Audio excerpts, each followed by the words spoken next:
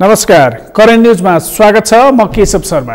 आजको करेन्ट न्यूजमा हामी कोरोना संक्रमणको दर बढ्दै जाँदा संक्रमितको उपचारका लागि भएको समस्या, समाधानका प्रयास र कोरोना संक्रमणको दर बढ्दै जाँदा राजनीतिक दलहरू भने सत्ता र शक्तिको खेलमा रहेको प्रसङ्गमा चर्चा गर्नेछौँ। नेपालमा कोरोना संक्रमणको दर बढेसँगै अस्पतालमा बेडको अभाव देखिएको छ। सक्रिय संक्रमितको संख्या बढ्दै जाँदा स्वास्थ्य संस्थाहरूमा संक्रमितहरूले सहजै उपचार पाउन सक्ने अवस्था छैन। तर राजनीतिक दल र नेताहरू भने अहिले पनि सत्ता र शक्तिकै खेलमा छन्। अहिलेको संक्रमणमा छिमेकी मुलुक भारतको दर्दनाक अवस्थाले नेपाल थप जोखिममा छ। संक्रमण बढ्दै गएपछि काठमाडौँ उपत्यका लगायतका केही जिल्लामा निषेधाज्ञा जारी गरिएको छ। केही जिल्लाबाट सुरु भएको निषेधाज्ञा बढेर 60 जिल्लामा विस्तार भइसकेको छ। उता संक्रमणको दर समेत दैनिक बढिरहेको छ। अहिलेको यस्तो अवस्थामा आम नागरिक स्वयं सजग हुन जरुरी छ। यसो हुन सके मात्रै संक्रमण नियन्त्रणमा सहयोग पुग्न सक्छ। अझ नेपालको सन्दर्भमा अहिलेकै अवस्थामा अस्पतालहरूमा संक्रमितलाई उपचारमा समस्या भइरहेको अवस्थामा संक्रमितको संख्या थप बढे के होला सहजै अनुमान गर्न सकिन्छ। संक्रमणको दर बढ्दै जाँदा देशभरका धेरै अस्पतालमा बेडको अभाव, अहिले नै भुइँमै उपचार गर्नुपर्ने अवस्था आएको छ।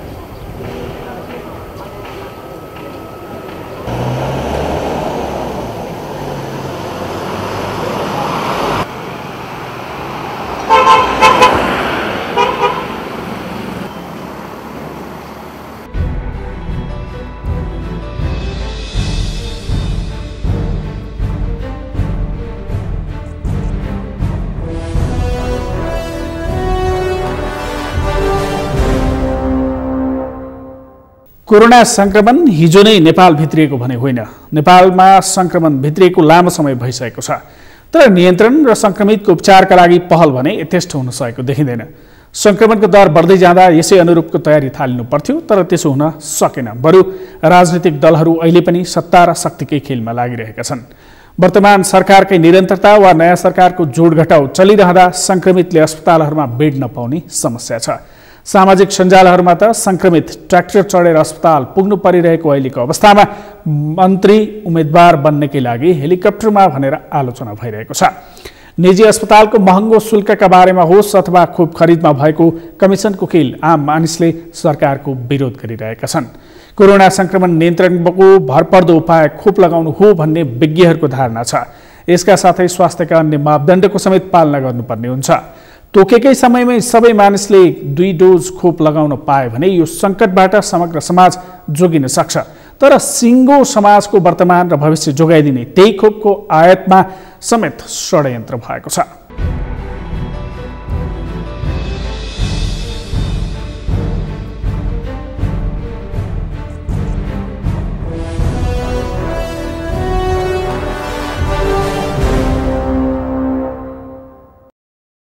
गत माघ 8 मा भारतको सहयोगमा नेपाल आएको सेरुमको उत्पादन 10 लाख डोज कोरोना भाइरस विरुद्धको कोभिसिल्ड खोप माघ 14 मा 7 प्रदेशमा स्वास्थ्य कर्मीलाई लगाएर सरकारले राष्ट्रव्यापी खोप अभियान सुरु मात्र गरेन। प्रधानमन्त्री केपी शर्मा ओलीले 3 महिनाभित्र सबै नेपालीलाई निशुल्क खोप लगाइसक्ने घोषणा पनि गरे।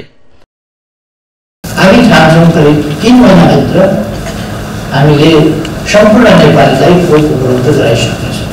हामी ठान्छौँ करिब 3 महिनाभित्र हामीले सम्पूर्ण नेपालीलाई खोप उपलब्ध गराइसक्नेछौँ।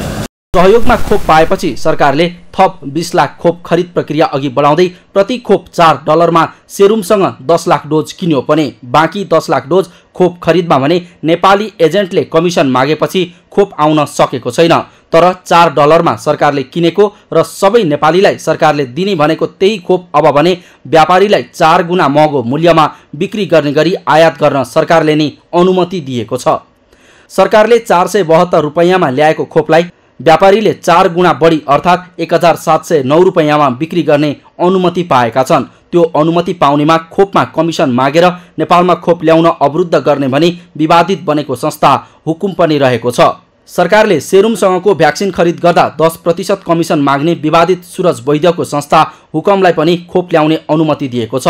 हुकम डिस्ट्रिब्युटर्स एन्ड लजिस्टिक प्रालीलाई भारतको सेरुमको उत्पादन कोभिसिल्ड ल्याउन सरकारले अनुमति दिएको छ।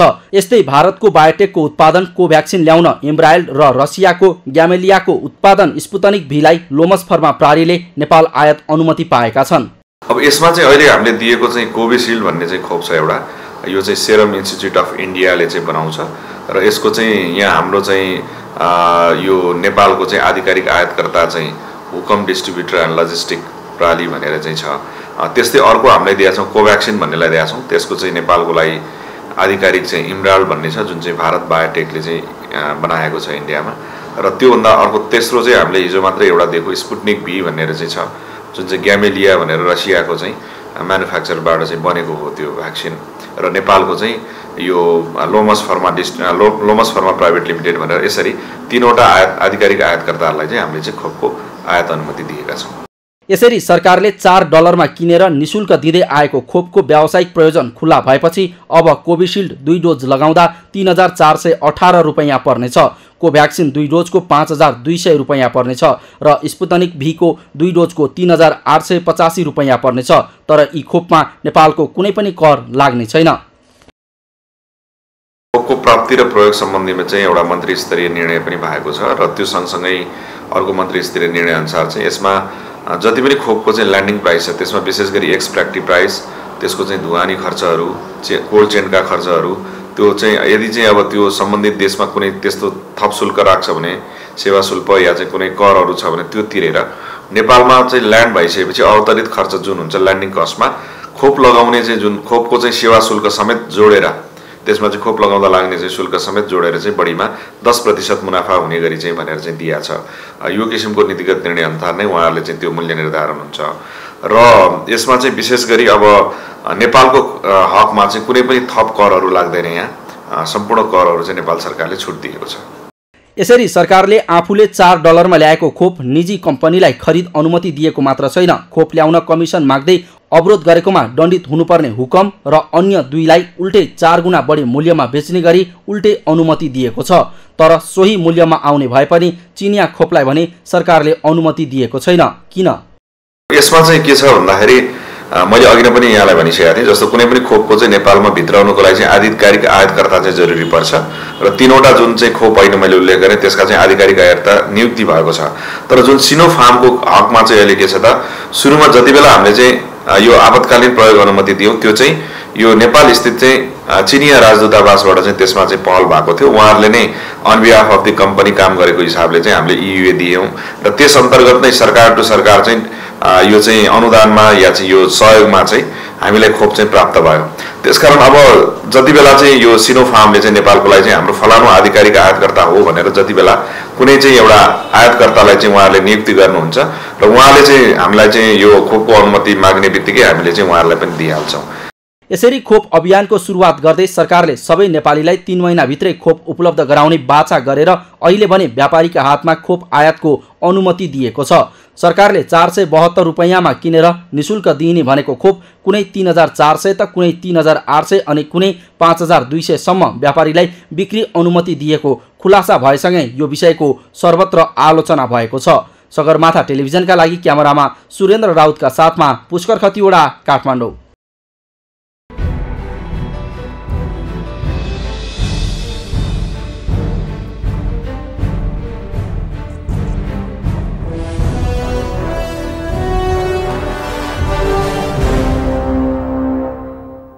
नेपाल सरकारले नेपालका 72% जनतालाई निशुल्क कोरोना विरुद्धको खोप उपलब्ध गराउने बताएको थियो। प्रधानमन्त्री, मन्त्रीदेखि सरकारी अधिकारीहरू यो दावीलाई पटक पटक दोहोर्याउँथे। तर आज सरकारको दावी वास्तविकतामा आकाश जमिनको अन्तर देखिएको छ।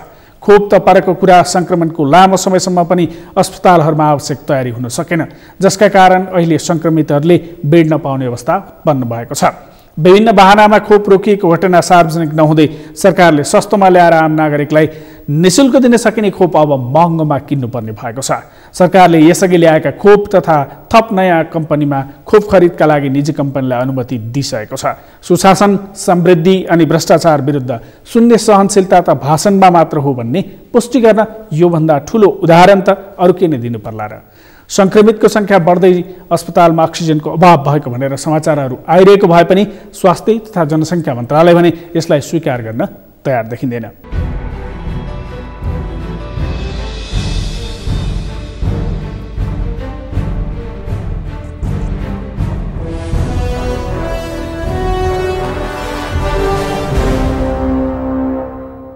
जहाँ चाहिँ मान्छेले भात खान्छन् त्यहाँ चामल बिक्री हुन्छ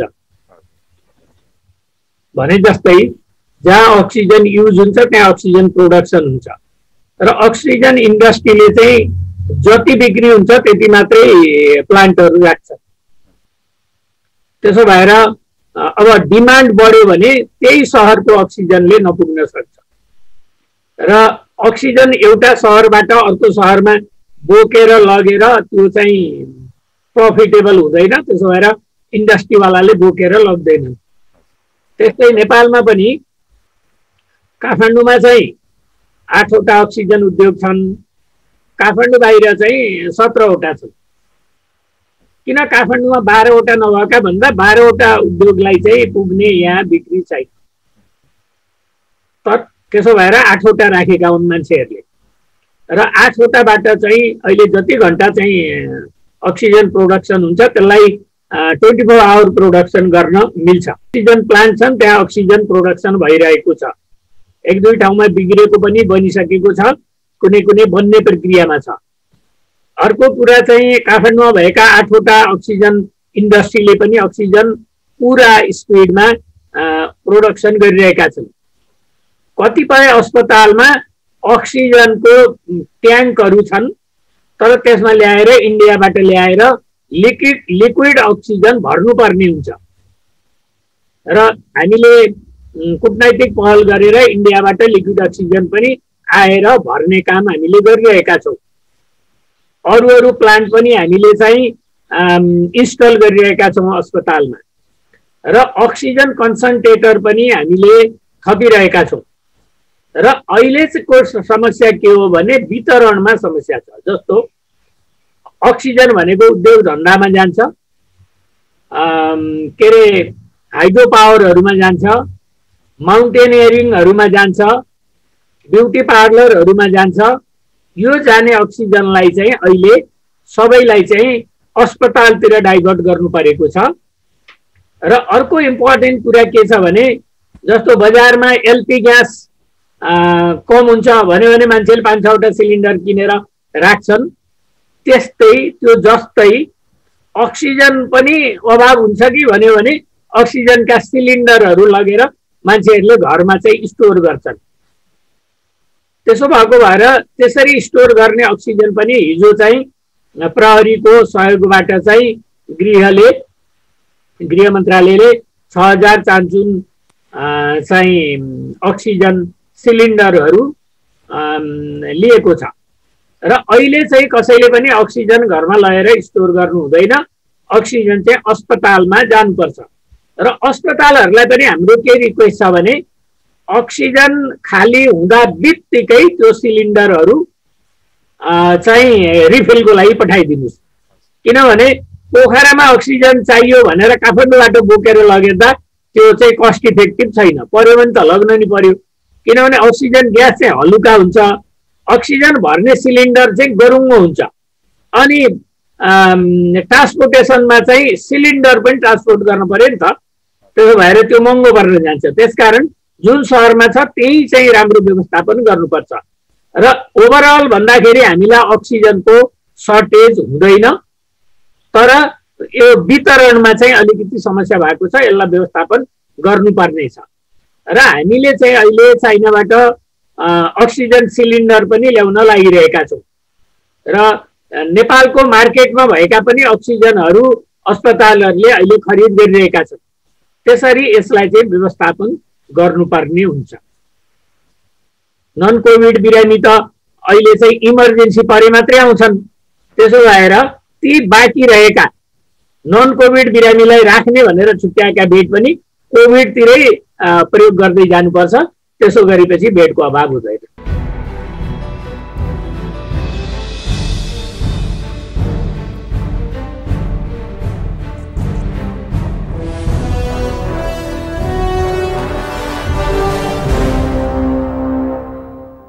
अहिले राजनीतिक दलहरू सबै एकजुट भएर संक्रमण नियन्त्रणलाई प्रभावकारी कार्यान्वयनमा लाग्नुपर्ने हो, तर त्यसो हुन सकेको देखिँदैन।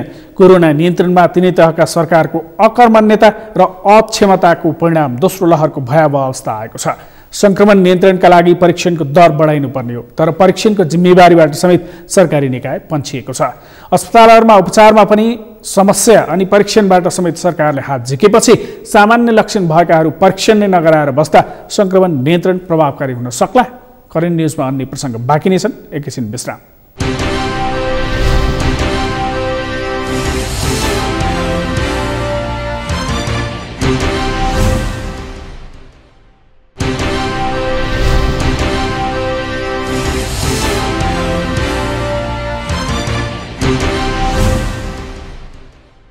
विश्रामपछि करेन्ट न्युजमा स्वागत छ। देश कोभिडको दुष्चक्रमा परेको अहिलेको समयमा राजनीतिक दलहरू पनि सत्ता समीकरणको उराट लाग्दो खेलमा लिप्त भएर जग हँसाइरहेका छन्। आम नागरिकको जीवज्यानभन्दा सत्तालाई प्रधान ठान्ने घिनलाग्दो राजनीतिले मुलुकलाई गाँजिरहेको छ। सत्ता पक्ष होस् वा प्रतिपक्ष अहिले कोरोना संक्रमण नियन्त्रण संक्रमितहरूको उपचारका लागि जुट्नुपर्ने समय हो, तर यस्तो आशा व्यर्थ छ। काठमाडौँ, भक्तपुर, ललितपुर, मोरङ, सुनसरी, झापा, पर्सा, बारा, धनुषा, चितवन, मकवानपुर, काभ्रे, कास्की, दाङ, बाँके, रूपन्देही लगायतका जिल्लामा अहिले संक्रमणको दर निकै बढेको छ। धेरै ठाउँमा अक्सिजनको अभाव रहेको छ। व्यवस्थापनको प्रयास समेत विभिन्न निकायहरूबाट भइरहेको छ। अस्पतालहरूमा बेडको अभाव हुँदा कतिपय अस्पतालहरूमा बरन्डामै अक्सिजन दिएर बिरामीको उपचार थालिएको छ। महामारी नियन्त्रणका लागि सरकारी प्रयास सुस्त रहेको भए पनि सरकारलाई गाली गर्दैमा महामारी नियन्त्रण हुँदैन। त्यसैले आवश्यक सावधानी अपनाउन जरुरी छ।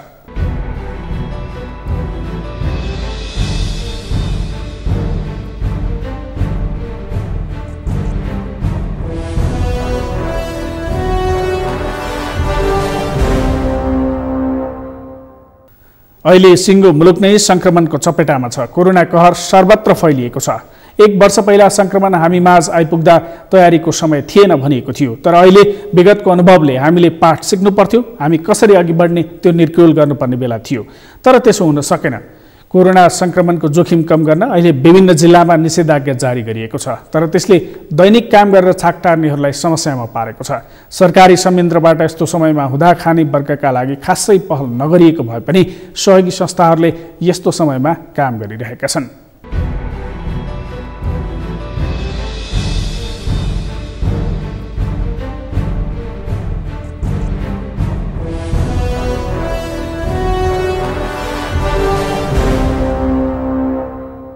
संक्रमण दर घटाउनको निम्ति हैन चाहिँ जारी गरेको आदेश हो। अब यसमा अब हामीले चाहिँ अब अत्यावश्यक सेवाका उहरू चाहिँ सञ्चालन गर्न दिएको छ। अब बिहान आजदेखि त अब बिहान 9 बजेसम्म अत्यावश्यक सामग्रीहरू खरिद गर्न दिएको छ।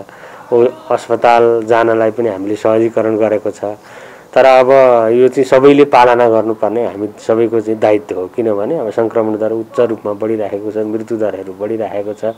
यसबाट अब यसको चेन ब्रेक गर्नको निम्ति हामी अनुशासित भएर अहिले केही समय कोठरीमा बस्ने, घरमा बस्ने हैन, बाहिर ननिक्लिने, भिडभाडमा नजाने, त्यो नै सब आत्मअनुशासन नै हो अहिले मुख्य।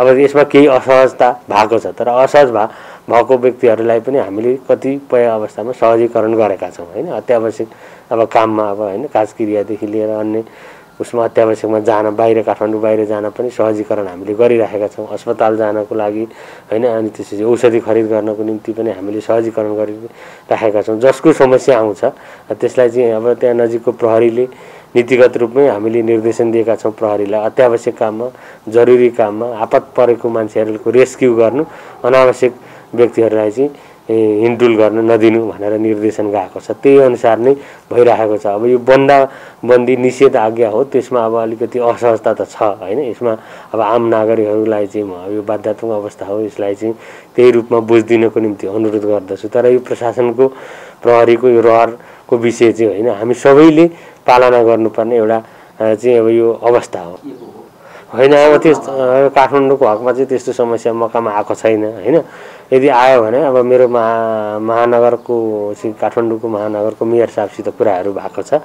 उहाँले चाहिँ अब त्यस्तो पीडित दुखी चाहिँ अब अन्य व्यक्तिहरू हुनुहुन्छ भने सम्बन्धित वडा कार्यालयमा चाहिँ सम्पर्क राख्नुभयो भने त्यहाँ वडाबाट सहजीकरण हुन्छ र वडाले नै अब यो आफ्नो वडाको जिम्मेवारी लिनुपर्छ, त्यही अनुसारको व्यवस्थापन त्यहाँबाट हुन्छ भन्ने कुराहरू भएको छ। त्यस्तो अहिलेसम्म अब मेरो रेकर्डमा चाहिँ यसरी आएको जस्तो मलाई लाग्दैन। त्यही हो, काठमाडौँ महानगरसँग त मेरो कुरा भएको छ। अब अहिले अब त्यसरी अब रोडमा गएर खाना खाने अवस्था चाहिँ आउँदैन। अब हामीले महानगरसँग समन्वय गरेर काठमाडौँ महानगरले नै मिलाएको छ। हरेक वडामा आफ्नो वडामा कोही त्यस्तो अप्ठ्यारोमा परेको भोक पीडित नपरेको व्यक्ति छ भने त्यसको व्यवस्थापन त्यो वडाले गर्छ हैन। अब हामीलाई सूचना अब प्राप्त हुने बित्तिकै हामीले जस्तै हिजो हेम्स र केएमसीको बारेमा गुनासो आयो, तत्काल त्यहाँको सीहरूलाई मैले बोलाएँ र उहाँहरूलाई चाहिँ सोधेँ हैन, मौखिक रूपमा पनि सोधेँ, लिखितै पनि हामीले त्यो के यथार्थ विवरण तुरुन्त पेश गर्नु भनेर भनेको अवस्था छ। अब अहिले आजै पनि हाम्रो सहायक सिडिओको नेतृत्वमा अब यो हरेकको चाहिँ अब यो हामी अनुगमन गराइराखेका छौँ अत्यावश्यक वस्तुहरूको। त्यो तपाईँहरूले रिजल्ट देख्नुहुन्छ। हामी प्रत्यक्ष रूपमा अनुगमन पनि गरिराखेका छौँ, तर अनुगमन गर्ने विभिन्न निकाय छ सरकार, जस्तै अब वाणिज्य विभाग छ, उसले अत्यावश्यक सामग्रीहरूको खाद्य सामग्रीहरूको चाहिँ अनुगमन गर्छ। त्यसै गरी अब औषधि व्यवस्था विभाग छ, औषधिको त्यहाँबाट अनुगमन हुन्छ। अब स्वास्थ्य सेवा विभाग छ, अक्सिजनहरूको के छ उसले चाहिँ अनुगमन गर्छ। तर अब हामीले अब यो सम्बन्धित सरकारवालाले को संलग्नतामा नै जिल्ला प्रशासन कार्यालयले अहिले नेतृत्वदायी भूमिका निर्वाह गरेर हामी चाहिँ त्यो अब आजै पनि हाम्रो एउटा टोली तयार हुँदैछ। ऊ नेपाल प्रहरीको एसपी साहब आइसक्नु भएको छ। हाम्रो सहायक सिडीको संयोजनमा वाणिज्य विभागको टोली जाँदैछ र हामी अनुगमन पनि गर्छौँ र चाहिँ त्यो अनुगमनको क्रममा अब कमी कमजोरी त्रुटिहरू त्यहाँ कृत्रिम अभावहरू सिर्जना गरेको देखियो अथवा चाहिँ कालोबजारीको अवस्था आयो भने हामी कठोर कारबाही गर्छौँ। अनि चुनौती त यी सबै क्षेत्र छ। अहिले जस्तै अहिले औषधिको अभाव आयो, हामीलाई फोन आउँछ हैन, आवागमनमा असहजता भयो हामीलाई फोन आउँछ हैन, त्यसपछि चाहिँ नि अक्सिजनको अभाव हो हामीलाई फोन आउँछ, त्यसपछि चाहिँ अब बेडको अभाव भयो फोन आउँछ। भनेपछि त यो सम्बोधन गर्नुपर्ने अहिले नागरिकहरूको त्यो जुन आवाज छ, माग छ, त्यसलाई सम्बोधन गर्नुपर्ने एउटा प्रमुख चुनौती हो।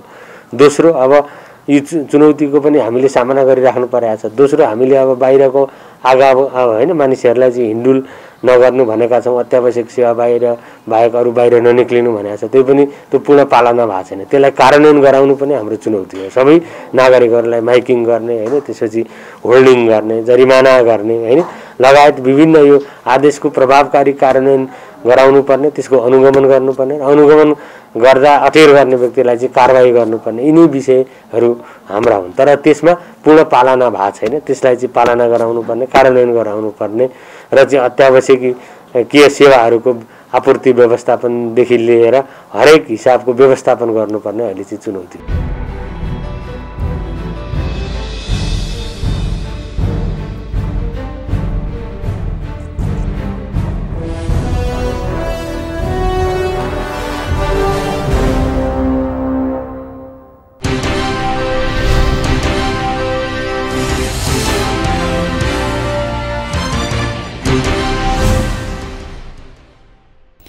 कोरोना संक्रमणको दर मात्र बढेको छैन, गम्भीर संक्रमितको संख्या समेत बढेको छ। तर नेपाल यस्तो देश हो जहाँ कोरोना संक्रमित अस्पताल जान एम्बुलेन्स नपाएर ट्र्याक्टरको ट्रलीमा मर्छन्, तर चुनावी मैदानमा जान गृहमन्त्री हेलिकप्टरमा पुग्छन्। समुदाय स्तरमा संक्रमण फैलिए पनि कन्ट्र्याक्ट ट्रेसिङ हुँदैन। आम मानिसलाई लक्षण देखिए परीक्षण गराऊ भनेर उर्दी जारी गरिन्छ अनि बैठकका नाममा नेताहरूको परीक्षण समय समयमा गरिन्छ। संक्रमण बढ्दै जाँदा आम मानिस अक्सिजनको खोजीमा भौतारिरहन्छन् अनि राजनीतिक दल सरकारको निरन्तरता वा नयाँ सरकार भन्ने बहसमै केन्द्रित रहन्छन्। यस्तो अवस्थामा आफैले सावधानी अपनाउनुको विकल्प छैन। हवस् त, आजका लागि करेन्ट न्युज यति नै। म केशव शर्मा बिदा हुन्छु। नमस्कार।